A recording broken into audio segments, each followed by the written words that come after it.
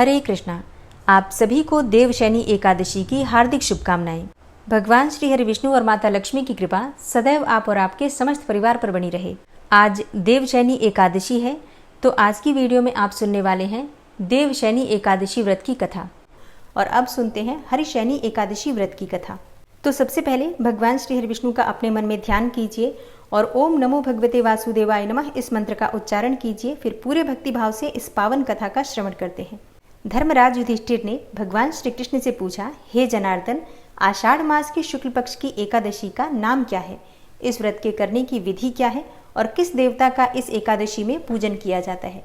भगवान श्री कृष्ण कहने लगे, हे युधिष्ठिर, एक समय की बात है, नारद जी ने भी ब्रह्मा जी से यही प्रश्न किया था। तब ब्रह्मा जी ने उत्तर दिया कि हे नारद, तुमने कलयुगी जीवों के उद्धार हेतु अति उत्तम प्रश्न किया है, क्योंकि एकादशी व्रत सब व्रतों में श्रेष्ठ है। इस व्रत के प्रभाव से समस्त पाप नष्ट हो जाते हैं और जो व्यक्ति ये व्रत नहीं करते हैं वे नरकगामी होते हैं। वैसे तो प्रत्येक एकादशी श्रेष्ठ होती है, प्रत्येक एकादशी का व्रत श्रेष्ठ होता है, उनके करने से भगवान श्री विष्णु प्रसन्न होते हैं, परंतु उन सब में भी आषाढ़ मास के शुक्ल पक्ष की ये एकादशी तो सबसे अधिक पुण्य प्रदायक है और इस एकादशी का नाम पद्मा एकादशी है। और पद्मा नामक इस एकादशी से संबंधित पुराणों में वर्णित एक कथा मैं तुमसे कहता हूँ। हे नारद, तुम ध्यान पूर्वक इस कथा को सुनो। सत्य युग में मांधाता नाम का एक सूर्यवंशी राजा था, जो सत्यवादी और महान प्रतापी था। वह प्रजा का पुत्र की तरह पालन किया करता था। उसकी प्रजा धन धान्य से संपन्न और सुखी थी। उसके राज्य में कभी अकाल नहीं पड़ता था। एक समय उस राजा के राज्य में 3 वर्ष तक वर्षा नहीं हुई और अकाल पड़ गया। प्रजा अन्न की कमी के कारण अत्यंत कष्ट पाने लगी और अन्न के अभाव के कारण यज्ञ आदि भी बंद हो गए। एक दिन प्रजा राजा के पास जाकर कहने लगी, हे राजन, समस्त विश्व की सृष्टि का कारण वर्षा है। वर्षा के अभाव से अकाल पड़ गया है और अकाल से प्रजा मर रही है। इसलिए कोई ऐसा उपाय कीजिए जिससे प्रजा का कष्ट दूर हो। राजा मांधाता ने कहा, आप लोग ठीक कह रहे हैं, वर्षा से ही अन्न उत्पन्न होता है और आप लोग वर्षा ना होने से अत्यंत दुखी हैं। मैं आप लोगों के दुखों को समझता हूँ। ऐसा कहकर राजा कुछ सेना साथ लेकर वनों की तरफ चल दिए। वह अनेक ऋषियों के आश्रम में भ्रमण करता हुआ अंत में ब्रह्मा जी के पुत्र अंगिरा ऋषि के आश्रम में जा पहुंचे। वहां राजा ने घोड़े से उतरकर अंगिरा ऋषि को प्रणाम किया। मुनि ने राजा को आशीर्वाद देकर कुशल क्षेम के पश्चात उससे आश्रम में आने का कारण पूछा। राजा ने हाथ जोड़कर विनीत भाव से कहा, हे भगवान, सब प्रकार से धर्म का पालन करने पर भी मेरे राज्य में अकाल पड़ गया है। इससे प्रजा अत्यंत दुखी है। राजा के पापों से ही प्रजा को कष्ट मिलता है, ऐसा शास्त्रों में लिखा है। जब मैं धर्मानुसार राज्य करता हूँ तो मेरे राज्य में अकाल कैसे पड़ गया? मैं आपसे इसी संदेह का निवारण करने के लिए आया हूँ। कृपया करके मेरे संदेह का निवारण कीजिए और साथ ही प्रजा के कष्ट को दूर करने का कोई उपाय भी बतलाइए। राजा की ये बातें सुनकर महर्षि अंगिरा ने कहा, हे राजन, यह सत्ययुग सब युगों में उत्तम है। इसमें धर्म के चारों चरण उपस्थित हैं, अर्थात इस युग में धर्म की सबसे अधिक उन्नति है।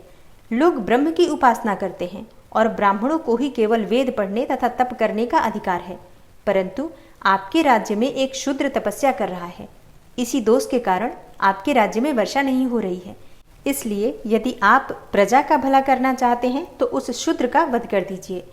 राजा ने कहा, हे महाराज, मैं उस निरपराध तपस्या करने वाले शूद्र को किस तरह मार सकता हूँ? आप इस दोष से छूटने का कोई अन्य उपाय बताइए। तब ऋषि कहने लगे, हे राजन, यदि तुम उपाय जानना चाहते हो तो सुनो। आषाढ़ मास के शुक्ल पक्ष की पद्मा नाम की एकादशी का विधि पूर्वक व्रत करो। इस व्रत के प्रभाव से तुम्हारे राज्य में वर्षा भी होगी और प्रजा सुख पाएगी। हे राजन, इस एकादशी का व्रत समस्त सिद्धियों को देने वाला तथा समस्त उपद्रवों को शांत करने वाला है। अतएव प्रजा, सेवकों तथा मंत्रियों सहित तुम इस व्रत को करो। मुनि के वचन सुनकर राजा अपने नगर वापस आ गया और विधि पूर्वक पद्मा एकादशी का व्रत किया।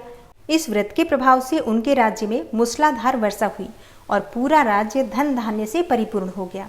तब ब्रह्मा जी ने नारद जी से कहा, हे नारद, इस हरिशयनी एकादशी का व्रत सभी मनुष्यों को करना चाहिए, क्योंकि यह व्रत इस लोक में सुख और परलोक में मुक्ति देने वाला है। इसकी कथा के पढ़ने और सुनने मात्र से ही मनुष्य के समस्त पाप नष्ट हो जाते हैं। पद्मा एकादशी की कथा सुनाने के बाद भगवान श्री कृष्ण ने आगे कहा, हे राजन, इस पद्मा एकादशी का ही दूसरा नाम हरिशयनी एकादशी भी है। आज से भगवान विष्णु 4 मास के लिए शयन करते हैं और चातुर्मास्य के व्रत आज से ही प्रारंभ होते हैं। तब युधिष्ठिर ने विनीत भाव से पूछा, हे जनार्दन, भगवान विष्णु के शयन की विशिष्ट पूजा विधि और व्रत तथा चातुर्मास्य व्रत कैसे किया जाता है, मेरी जानने की बड़ी इच्छा है। कृपया इसके बारे में भी विस्तार पूर्वक बतलाइए। भगवान श्री कृष्ण बोले, हे राजन, अब मैं आपको भगवान विष्णु की हरिशयन पूजा और चातुर्मास्य व्रत का संपूर्ण विधान बतलाता हूँ। इसे आप ध्यान पूर्वक सुनिए। जब सूर्य कर्क राशि में जाता है तब भगवान शयन करते हैं और जब सूर्य तुला राशि में आता है तब भगवान सोकर उठते हैं। हे राजन, अधिक मास के आने पर भी यह क्रिया इसी प्रकार की जानी चाहिए और इसके अतिरिक्त अन्य किसी भी दिन न तो देवताओं को या भगवान को शयन कराना चाहिए और न ही उन्हें जगाना चाहिए। चातुर्मास्य व्रत और शयन की विशिष्ट पूजा के बारे में बताते हुए भगवान श्री कृष्ण ने आगे कहा, चातुर्मास्य का व्रत करने वाले को भगवान विष्णु की चतुर्भुजी सोने की मूर्ति का षोडशोपचार विधि से पूजन करना चाहिए और चातुर्मास्य व्रत के नियम का संकल्प करना चाहिए। भगवान की सोने की मूर्ति को पीताम्बर पहनाकर सुंदर श्वेत सैया पर शयन करावें और धूप दीप नैवेद्य आदि से भगवान का षोडशोपचार पूजन करें। पंचामृत से स्नान आदि कराकर इस प्रकार कहें, हे ऋषिकेश, लक्ष्मी जी सहित मैं आपका पूजन करता हूँ। आप जब तक चातुर्मास्य शयन करें मेरे इस व्रत को निर्विघ्न रखें। भगवान विष्णु की इस प्रकार पूजा और स्तुति करके शुद्ध भाव से मनुष्यों को दातुन आदि के नियमों को ग्रहण करना चाहिए। विष्णु भगवान के इस व्रत को ग्रहण करने के 5 काल वर्णन किए गए हैं। यह व्रत देवशयनी एकादशी से प्रारंभ किया जाता है और इसके अलावा जैसे कि एकादशी, द्वादशी, पूर्णमासी, अष्टमी और कर्क की संक्रांति से भी यह व्रत प्रारंभ किया जा सकता है। और देव उठानी एकादशी अर्थात कार्तिक मास की शुक्ल पक्ष की एकादशी के अगले दिन से यानी कि द्वादशी तिथि को ये व्रत पूर्ण होता है। इस व्रत के करने से समस्त पाप नष्ट हो जाते हैं। जो मनुष्य प्रतिवर्ष इस व्रत को करते हैं वे सूर्य जैसे दीप्तिमान विमान पर बैठकर स्वर्ग को जाते हैं। हे राजन, इस व्रत में गुरु तथा शुक्र की बाल और वृद्धावस्था वर्जित नहीं है। यदि सूर्य धन राशि के अंश में भी आ गया हो तो भी यह तिथि पूर्ण समझी जाती है। जो स्त्री या पुरुष पवित्र होकर शुद्धता के साथ इस व्रत को करते हैं वे समस्त पापों से छूट जाते हैं। बिना संक्रांति का मास अर्थात मल मास देवता और पितृकर्मों में वर्जित है। आगे भगवान श्री कृष्ण ने कहा, हे राजन, अब विभिन्न कार्यों का अलग अलग फल सुनो। जो मनुष्य प्रतिदिन मंदिर में झाड़ू देते हैं, जल से धोते हैं, गोबर से लीपते हैं या मंदिरों में रंग करते हैं, उनको 7 जन्म तक ब्राह्मण योनि मिलती है। जो मनुष्य चातुर्मास में भगवान को दूध, दही, घी, शहद और मिश्री आदि से स्नान कराते हैं तथा ब्राह्मणों को भूमि और स्वर्ण आदि का दान करते हैं, वे वैभवशाली होकर अंत में स्वर्ग में जाकर इंद्र जैसा सुख भोगते हैं। जो विष्णु भगवान की सोने की प्रतिमा बनाकर धूप दीप नैवेद्य और पुष्प आदि से भगवान का पूजन करते हैं वह इंद्रलोक में जाकर अक्षय सुख भोगते हैं। जो मनुष्य तुलसी से भगवान का पूजन करते हैं या स्वर्ण की तुलसी ब्राह्मणों को दान देते हैं वे सोने के विमान में बैठकर परम गति को प्राप्त होते हैं। जो मनुष्य भगवान को गूगल की धूप और दीप अर्पण करते हैं उनको अनेक प्रकार की संपत्ति मिलती है और वह जन्म जन्मांतर के लिए धनाढ्य हो जाते हैं। चातुर्मास्य की व्रत की महिमा का वर्णन करते हुए भगवान श्री कृष्ण ने आगे कहा, जो मनुष्य चातुर्मास्य में पीपल के वृक्ष तथा भगवान विष्णु की परिक्रमा करते हैं और पूजा करते हैं उनको विष्णु लोक की प्राप्ति होती है। और जो मनुष्य संध्या को देवताओं तथा ब्राह्मणों को दीप दान करते हैं तथा विष्णु भगवान का हवन करते हैं वे सुंदर विमान में बैठकर स्वर्ग को जाते हैं और अप्सराओं से सेवित होते हैं। जो मनुष्य चातुर्मास्य में भगवान का चरणामृत लेते हैं वे आवागमन से मुक्त हो जाते हैं। जो मनुष्य नित्य प्रति तीनों समय मंदिर में 108 बार गायत्री मंत्र का जप करते हैं वे सब पापों में लिप्त नहीं होते। इन 4 मासों में जो पुराणों और शास्त्रों को पढ़ते अथवा सुनते हैं एवं वस्त्र तथा स्वर्ण सहित ब्राह्मणों को दान देते हैं वे दानी, धनी, ज्ञानी और कीर्तिमान होते हैं। जो मनुष्य विष्णु भगवान तथा शिवजी का स्मरण करके प्रार्थना करते हैं वे पापों से रहित होकर धनवान और गुणवान हो जाते हैं। जो नित्य कर्म के पश्चात सूर्य को अर्घ्य देते हैं तथा व्रत की समाप्ति पर स्वर्ण, लाल वस्त्र और गोदान करते हैं वे आरोग्यता पूर्ण दीर्घायु तथा कीर्ति, धन और बल पाते हैं। चातुर्मासी में जो मनुष्य गायत्री मंत्र द्वारा तिल से होम करते हैं और समाप्ति पर दान करते हैं उनके समस्त पाप नाश होकर निरोगी शरीर प्राप्त होता है तथा सुपात्र संतान मिलती है। और जो मनुष्य अन्न से हवन करते हैं और समाप्त हो जाने पर घी, घड़ा और वस्त्रों का दान करते हैं, वे ऐश्वर्यशाली होकर ब्रह्मा के समान सुख भोगते हैं और उनके शत्रुओं का नाश हो जाता है। जो पीपल की पूजा करते हैं तथा अंत में स्वर्ण सहित वस्त्रों का दान करते हैं, वे सब पापों से छूटकर भगवान के प्रिय भक्त बन जाते हैं। जो मनुष्य तुलसी जी को धारण करते हैं तथा अंत में भगवान विष्णु के निमित्त ब्राह्मणों को दान करते हैं, ऐसे मनुष्य विष्णु लोक को प्राप्त होते हैं। जो मनुष्य चातुर्मास्य में भगवान के शयन के उपरांत प्रतिदिन उनके मस्तक पर दूर्वा चढ़ाते हैं और अंत में स्वर्ण की दूर्वा का दान करते हैं, वे भी वैकुंठ लोक को जाते हैं। जो दान करते हुए इस प्रकार स्तुति करते हैं कि हे दूर्वे, जिस भांति पृथ्वी पर शाखाओं सहित तुम फैली हुई हो, उसी प्रकार मुझे अजर अमर संतान दो। इस प्रकार स्तुति करके सोने की दूर्वा ब्राह्मण को दान करने वाले मनुष्य सब पापों से छूट जाते हैं और अंत में उनको स्वर्गलोक की प्राप्ति होती है। जो भगवान के मंदिर में जाकर रात्रि जागरण करते हैं और भजन कीर्तन करते हैं, वे भी स्वर्ग को जाते हैं। भगवान श्री कृष्ण ने आगे कहा, हे राजन, चातुर्मास्य के व्रत में उत्तम ध्वनि वाला घंटा दान करने का विशिष्ट महत्व है और घंटा दान करते समय दाता को यह प्रार्थना करनी चाहिए कि हे भगवान, हे जगत पिता, हे सृष्टि के संचालन करता, आप समस्त पापों का नाश करने वाले हैं। आप मेरे न करने योग्य कर्मों तथा न करने योग्य पापों के करने से जो भी पाप उत्पन्न हुए थे उनको नष्ट करिए। और हे राजन, जो चातुर्मास्य व्रत की समाप्ति पर गायों का दान करते हैं या एक ही कपिला गौ का दान करते हैं, वस्त्र दान करते हैं अथवा जो नित्य प्रति ब्राह्मणों को नमस्कार करते हैं, वे धनाढ्य होते हैं। उनका जीवन सफल हो जाता है और साथ ही समस्त पापों से भी छूट जाते हैं। हे राजन, जो मनुष्य चातुर्मास्य में ब्राह्मणों को भोजन कराते हैं, उनकी आयु तथा लक्ष्मी की वृद्धि होती है। और जो मनुष्य स्वर्ण का सूर्य बनाकर ब्राह्मण को दान करते हैं, उसका फल 100 यज्ञों के समान होता है। जो मनुष्य भगवान शिव की प्रसन्नता के लिए चांदी या तांबे का दान करते हैं, उनको उत्तम पुत्र की प्राप्ति होती है। जो शहद से भरा हुआ चांदी का बर्तन अथवा तांबे के पात्र में गुड़ भरकर और तिल, सोना और जूते का दान करते हैं, वे शिवलोक को प्राप्त होते हैं। जो मनुष्य चातुर्मास्य में ब्राह्मणों की पूजा करते हैं, अन्न और वस्त्र का दान देते हैं तथा समाप्ति पर शैया का दान देते हैं, ऐसे मनुष्य अक्षय सुख को प्राप्त करके लक्ष्मीवान होते हैं। जो वर्षा ऋतु में गोपी चंदन का दान करते हैं, वे भोग और मोक्ष को प्राप्त करते हैं। जो मनुष्य सूर्य और गणेश जी का पूजन करते हैं, वे उत्तम गति को प्राप्त होते हैं। और जो मनुष्य चातुर्मास्य में भगवान के निमित्त हवन करते हैं और शक्कर का दान करते हैं, साथ ही चातुर्मास्य व्रत का उद्यापन करते हैं, ऐसे मनुष्यों के समस्त पाप नष्ट हो जाते हैं और उन्हें यशस्वी पुत्र की प्राप्ति होती है। हे कुंती पुत्र, चातुर्मास्य का व्रत करने वाले मनुष्य सभी कलाओं में निपुण और स्त्रियों में प्रिय होता है। जो मनुष्य चातुर्मास्य के व्रत में फल, मूल, शाक आदि का दान देते हैं, वे सुखी और राजयोगी होते हैं। जो मनुष्य इस व्रत में प्रतिदिन सोंठ, मिर्च, पीपल, वस्त्र और दक्षिणा के सहित दान करते हैं और अंत में सोने की सोंठ, मिर्च आदि का दान करते हैं, वे 100 वर्षों तक जीवित रहकर स्वर्ग में जाते हैं। जो बुद्धिमान मनुष्य ब्राह्मण को मोती का दान करते हैं, वे कीर्ति प्राप्त करते हैं। जो मनुष्य इस व्रत में तांबुल का दान करते हैं, अर्थात पान का दान करते हैं अथवा जितेंद्रिय होकर पान खाना छोड़ देते हैं और अंत में लाल वस्त्र का दान देते हैं, वे सौंदर्यशाली, निरोग, बुद्धिवान, भाग्यवान तथा सुंदर वाणी बोलने वाले बनते हैं। तांबुल के दान से देवता प्रसन्न होकर अनंत धन देते हैं। जो मनुष्य इस व्रत में लक्ष्मी जी और पार्वती जी को प्रसन्न करने के लिए हल्दी का दान करते हैं और अंत में चांदी के पात्र में हल्दी भरकर दान देते हैं, ऐसी स्त्रियां अपने पति के साथ और पति अपनी पत्नियों के साथ सुख भोगते हैं। उन्हें सौभाग्य, अक्षय धन और सुपात्र संतान मिलती है और साथ ही वे देवताओं में भी पूजित होते हैं।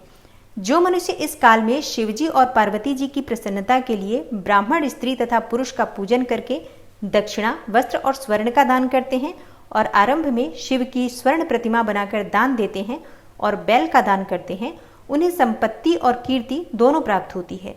जो मनुष्य फल का दान करते हैं और अंत में स्वर्ण देते हैं, उनके सब मनोरथ सिद्ध होते हैं तथा सुपात्र संतान की प्राप्ति होती है। चातुर्मास्य में फल का दान करने से नंदन वन का सुख प्राप्त होता है। जो मनुष्य इस व्रत में पुष्प का दान करते हैं, वे ज्ञान प्राप्त करके ब्रह्मलोक में पितरों के साथ अनेकों सुखों को भोगते हैं।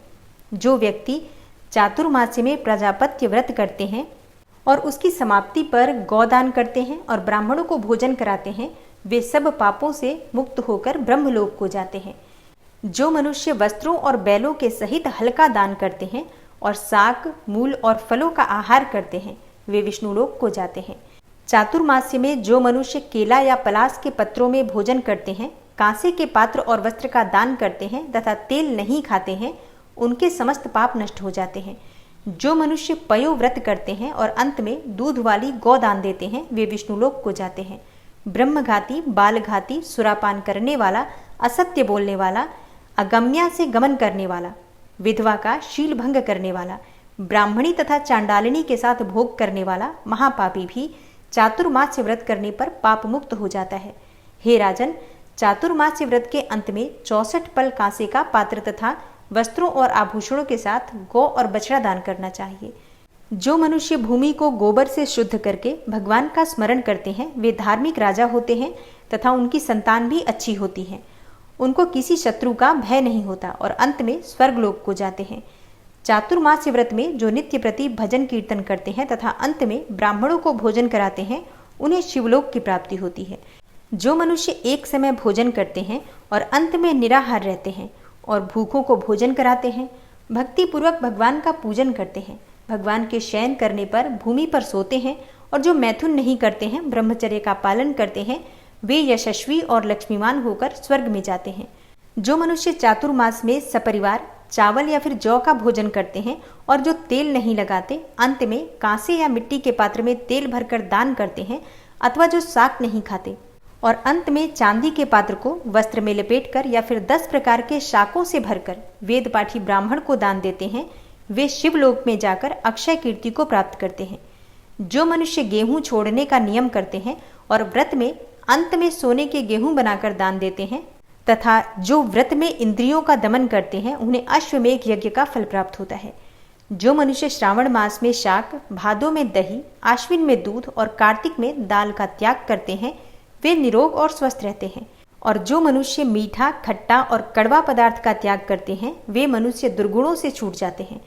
जो मनुष्य भगवान का स्मरण करते हैं तथा जो पुष्प आदि का त्याग कर देते हैं, वे स्वर्ग को जाते हैं। जो चंद्रायण व्रत करते हैं, जो एकमात्र दूध का ही भोजन करते हैं, वे ब्रह्मलोक को प्राप्त होते हैं। उनका वंश प्रलय तक रहता है। जिस दिन भगवान उठते हैं, उस दिन ब्राह्मणों को वस्त्रों का दान करना चाहिए तथा भोजन कराना चाहिए। यह सब दान सुपात्र को देने चाहिए। कुपात्र को दान देने और लेने वाला दोनों ही नरकगामी होता है।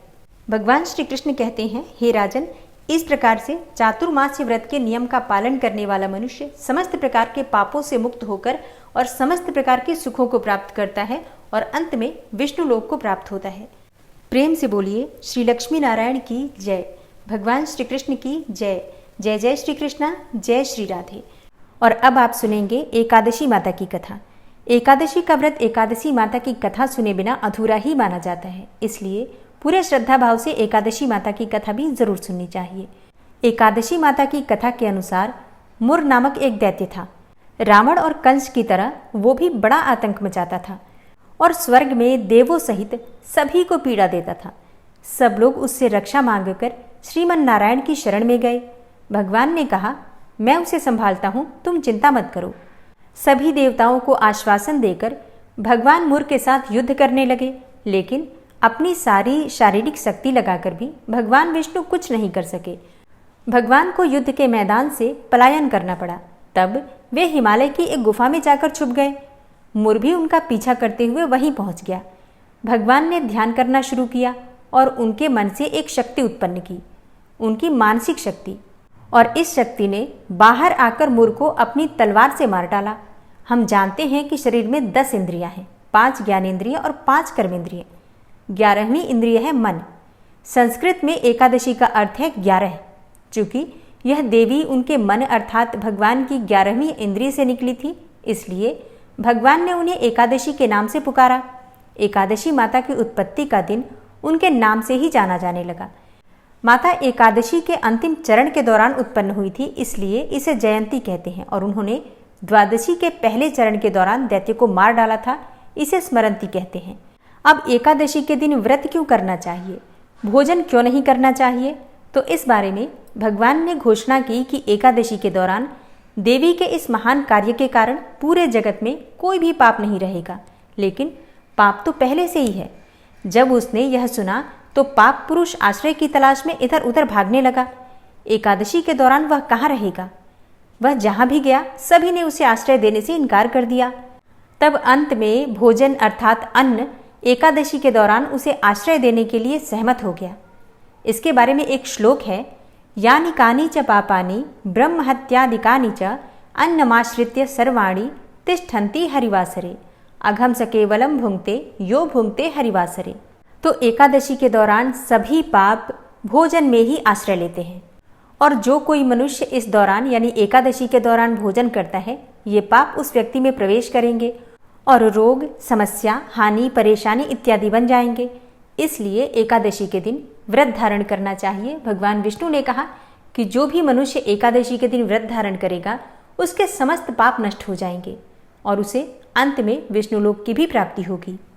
एकादशी को विष्णु भगवान की कन्या भी कहा जाता है, क्योंकि वह भगवान की मानस पुत्री हैं। उनकी मूर्ति पुरी जगन्नाथ मंदिर और द्वारका धाम में भी है। भगवान के धर्म की रक्षा के लिए जितने भी अवतार हैं वे सभी एकादशी के दिन ही हुए हैं, इसलिए यह इतना पवित्र दिन है। एकादशी व्रत का प्रभाव बताते हुए भगवान श्री कृष्ण ने धर्मराज युधिष्ठिर से कहा, गालव मुनि का भद्रशील नाम का एक पुत्र था। भद्रशील ने छोटी उम्र से ही एकादशी व्रत का पालन करना शुरू कर दिया। मुनि ने उन्हें ऐसा करने के लिए कभी नहीं कहा था। एक बार मुनि ने भद्रशील से पूछा कि उन्हें इस व्रत को करने को किसने कहा है। भद्रशील ने कहा कि मैं तो कई जन्मों से एकादशी का व्रत करता आ रहा हूँ। आमतौर पर किसी को भी अपना पिछला जन्म याद नहीं रहता। जब तक आप माँ के गर्भ में होंगे तब तक आपको पिछले जन्मों की याद रहेगी, लेकिन जन्म से ठीक पहले यह स्मृति मिट जाती है। लेकिन भद्रशील को पिछले जन्म की याद उस समय भी थी। यह एकादशी व्रत की शक्ति थी जिसका वे पालन करते थे। वे एक पूर्व जन्म में धर्मकीर्ति नामक राजा थे। धर्मकीर्ति बहुत क्रूर था, उसे कोई पसंद नहीं करता था। ऐसा कोई पाप नहीं था जो उसने नहीं किया हो। एक बार वह अपने सैनिकों के साथ शिकार पर गया। उसने एक हिरण को देखा और अपने सैनिकों को उस हिरण को चारों ओर से घेरने के लिए कहा। राजा ने कहा कि जो भी उस हिरण को भागने देगा उसका पूरा परिवार मार डाला जाएगा। हिरण ने यह सुना और सोचा, बेचारे सैनिक, मैं उनमें से किसी को कुछ भी नहीं होने दूंगा। हिरण राजा के पास से निकल भागा। राजा ने हिरण का पीछा किया। सूर्यास्त होते राजा एक घने जंगल के अंदर फंस गया। हिरण कहीं दिखाई नहीं दे रहा था। राजा ने एक पेड़ के नीचे रात बिताई। उसने दिन भर में कुछ भी नहीं खाया था। उसे चारों ओर से खतरनाक जानवरों के गुर्राने की आवाज़ भी सुनाई दे रही थी। वह सो भी नहीं सका। राजा ने डर से श्रीहरि परमात्मा से प्रार्थना करना शुरू कर दिया।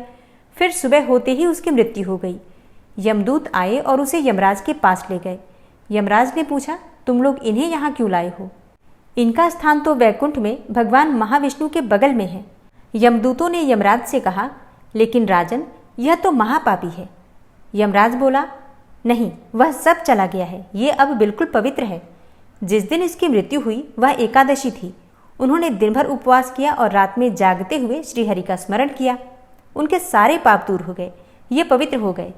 तब यमराज ने स्वयं एक स्वर्ण रथ बुलवाया और राजा को वैकुंठ भेज दिया।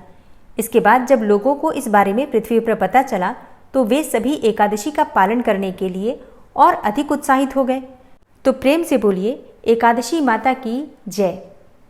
एकादशी के दिन भगवान श्री हरि विष्णु की कृपा की प्राप्ति के लिए श्रीमद् भगवद गीता का पाठ पढ़ना चाहिए या फिर सुनना चाहिए, विशेषकर श्रीमद् भगवद गीता का 11वां अध्याय। तो आज आप सुनने वाले हैं श्रीमद् भगवद गीता का 11वां अध्याय। भगवान श्री कृष्ण का ध्यान कीजिए और अपने हृदय में उन्हें विराजमान करके ओम नमो भगवते वासुदेवाय नमः इस मंत्र का उच्चारण कीजिए। फिर पूरे भक्तिभाव से इस पाठ का श्रवण करते हैं।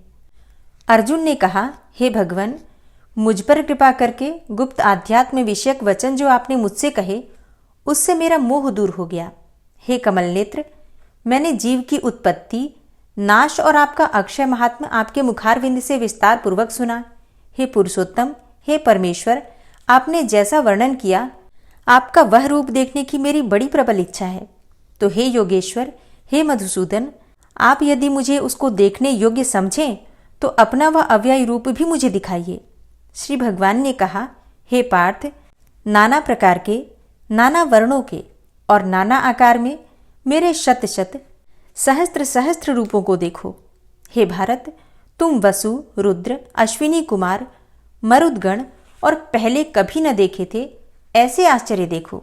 हे गुणाकेश, चराचर सहित यह जगत तथा जो देखना चाहो तुम यहाँ मेरी देह में देख लो, परंतु इन नेत्रों से तुम मुझे नहीं देख सकोगे, इसलिए मैं तुमको दिव्य नेत्र देता हूँ, उनसे मेरा दिव्य रूप देखो।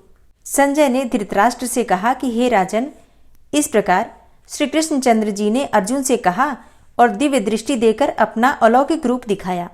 उस विश्वरूप के अनेकों मुख, नेत्र और अद्भुत दृश्य थे और उसमें अनेकों सुंदर सुंदर आभूषण और आयुध सुसज्जित थे। देह पर दिव्य गंध और वस्त्र लगे थे। उस समस्त आश्चर्य में अनंत देव के सब और मुख दिखाई देते थे। आकाश में यदि हजारों सूर्यों की प्रभा एक साथ हो तो उस महात्मा की प्रभा की समता न कर सके। उस समय अर्जुन ने देवाधिदेव के शरीर में अनेकों प्रकार से विकल समस्त जगत को एकत्रित देखा।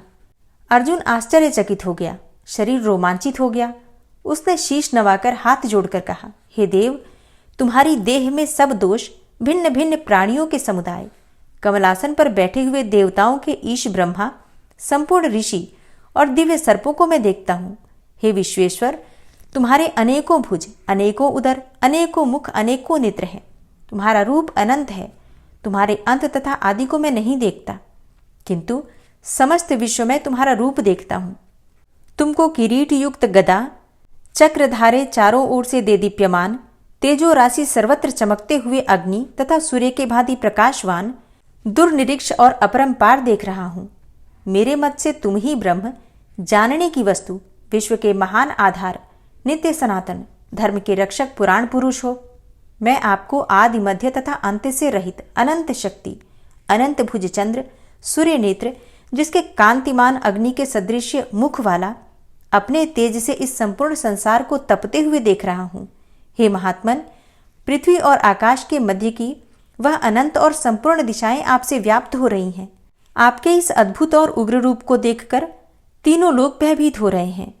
यह देवताओं के समूह तुम्हारी शरण में आ रहे हैं। उनमें कितने ही भयभीत होकर हाथ जोड़कर तुम्हारी प्रार्थना कर रहे हैं। महर्षियों और सिद्धों का समूह स्वस्ति कहकर नाना प्रकार से तुम्हारी प्रशंसा कर रहा है। रुद्र, आदित्य, वसु, साध्य, विश्वदेव, अश्विनी, मारुत पिता, गंधर्व, यक्ष, असुर, सिद्ध और इनके संग विस्मित होकर आपकी ओर देख रहे हैं। हे महाबाहो, अनेकों नेत्र, बहुजांग, पेट, कराल, दंत युक्त तुम्हारा यह विशाल रूप देखकर सब अत्यंत भयभीत हो रहे हैं और मैं भी घबरा रहा हूं। आकाश तक पहुंचे हुए प्रकाशमान और अनेकों वर्ष से फैलाए हुए मुख के जलने वाले विशाल नेत्रयुक्त तुमको देखकर हे विष्णु, मेरा जी घबरा रहा है। मुझसे धैर्य धरा नहीं जाता और चित्त स्थिर नहीं होता।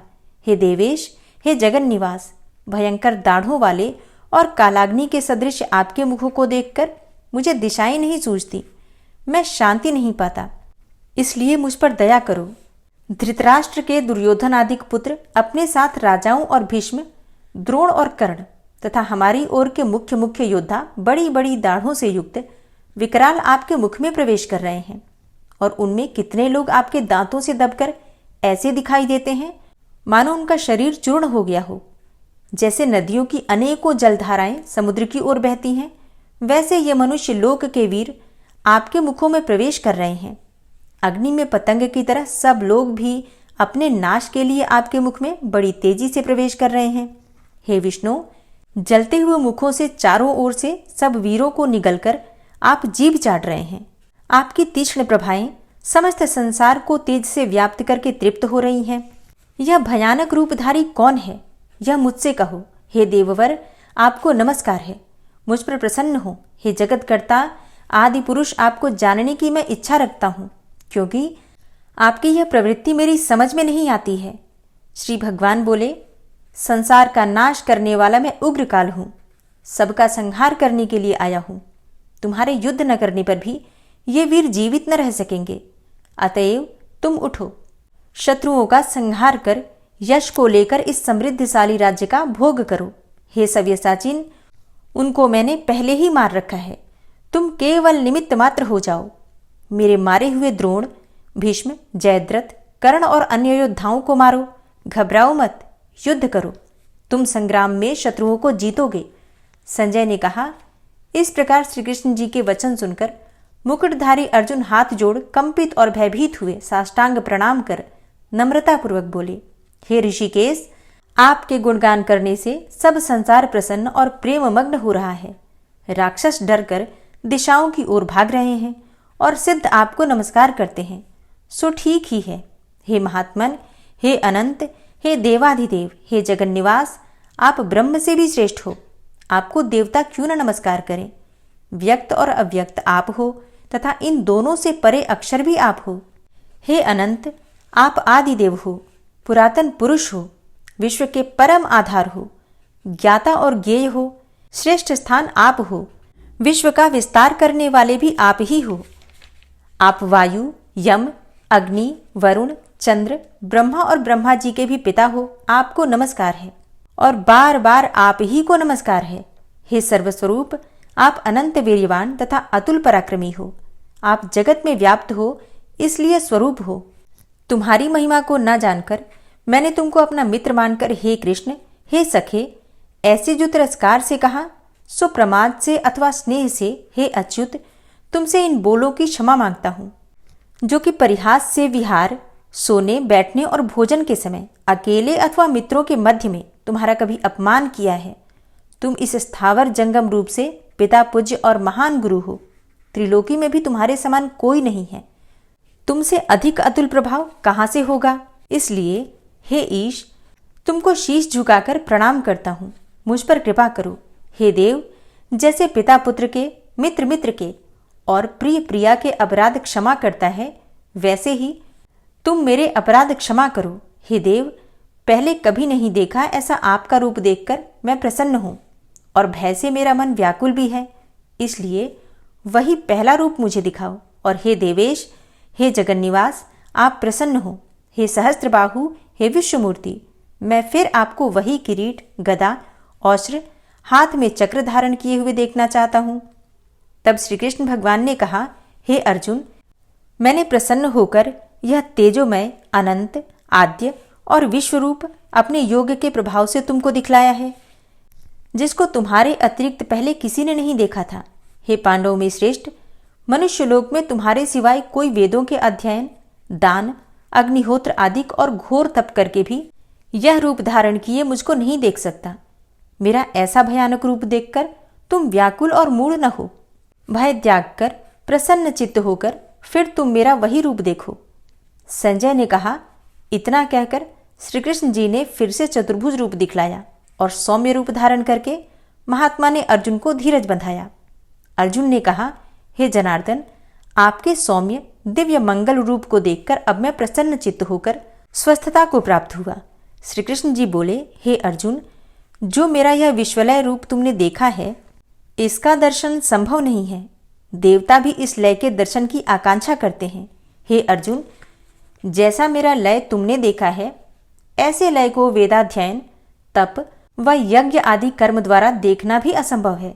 हे अर्जुन, हे परंतप, मेरा जो विश्वलय है, इसको मनुष्य अनन्य भक्ति के द्वारा जान सकते हैं और तत्व ज्ञान द्वारा इसमें लीन हो सकते हैं। हे अर्जुन, जो कोई मनुष्य मेरी ही भक्ति के लिए कर्म करते हैं, मुझे सर्वोत्तम मानते हैं, मुझ में भक्ति रखते हैं, सांसारिक संगी से मुख मोड़ चुके हैं, संपूर्ण प्राणी मात्र से वैर त्याग चुके होते हैं, वे ही मुझको प्राप्त हो सकते हैं।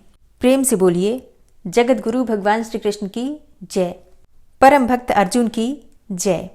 और अब जानते हैं कि एकादशी की तिथि कब प्रारंभ हो रही है, कब समाप्त हो रही है और व्रत हमें कब धारण करना है। देखिए, आषाढ़ मास की शुक्ल पक्ष की एकादशी तिथि प्रारंभ हो रही है 16 जुलाई को रात्रि में 8:34 पर और समाप्त हो रही है 17 जुलाई को रात्रि में 9:03 पर। तो सूर्योदय कालीन तिथि के अनुसार 17 जुलाई 2024 यानी कि बुधवार के दिन एकादशी का हरिशैनी एकादशी का व्रत रखा जाएगा। हरिशैनी एकादशी के दिन यानी कि 17 जुलाई को बहुत सारे शुभ योग हमें प्राप्त हो रहे हैं। अमृत सिद्धि योग रहेगा जो कि 17 जुलाई को सुबह 5:55 पर प्रारंभ हो रहा है और समाप्त होगा 18 जुलाई को सुबह 3:12 तक। यानी कि पूरे दिन और पूरी रात्रि आपको अमृत सिद्धि योग का संयोग प्राप्त हो रहा है। और इस दिन सर्वार्थ सिद्धि योग भी रहेगा, जो कि आप सभी जानते हैं, सभी कार्यों में सिद्धि के लिए सर्वार्थ सिद्धि योग को शुभ माना जाता है। तो सर्वार्थ सिद्धि योग प्रारंभ हो रहा है 17 जुलाई को सुबह 5:55 पर और समाप्त होगा 18 जुलाई को सुबह 3:12 तक। तो ये दोनों ही योग अत्यंत ही श्रेष्ठ, अत्यंत ही शुभ हैं। इस दिन हम भगवान श्री विष्णु की पूजा करते हैं या फिर मंत्रों का जप करते हैं या फिर भगवान श्री विष्णु के नाम का स्मरण करते हैं या अखंड दीप दान करते हैं, रात्रि जागरण करते हैं, तो उसका फल हमें कई गुना होकर प्राप्त होगा। इसलिए अगर आप एकादशी का व्रत करते हैं तब तो अत्यंत ही श्रेष्ठ है। मान लीजिए कि आप व्रत नहीं कर पाते हैं किसी भी कारणवश, तो भी आपको आज के दिन भगवान श्री विष्णु की विधि विधान से पूजा जरूर करनी चाहिए, मंत्रों का जप करना चाहिए। व्रत नहीं करते हैं तो भी आपको अपना भोजन बिल्कुल सात्विक रखना चाहिए, जैसे कि लहसुन, प्याज, मांस, मदिरा। अगर आप बाकी के दिनों में खाते भी हैं तो आज के दिन यानी कि एकादशी तिथि के दिन आपको भूल से भी नहीं ग्रहण करना चाहिए और चावल का भी त्याग करना चाहिए। अब बात करें कि एकादशी व्रत का पारण हमें कब करना है, तो देखिए एकादशी व्रत का पारण हमेशा द्वादशी तिथि में किया जाता है और द्वादशी तिथि प्रारंभ हो रही है 17 जुलाई को रात्रि में 9:03 पर और समाप्त हो रही है 18 जुलाई को रात्रि में 8:44 पर। तो एकादशी व्रत के पारण करने का जो शुभ मुहूर्त आपको प्राप्त हो रहा है 18 जुलाई को यानी कि गुरुवार के दिन सुबह 5:30 से 9 बजे तक। ठीक है, इसी शुभ मुहूर्त में आपको अपना व्रत खोलना है।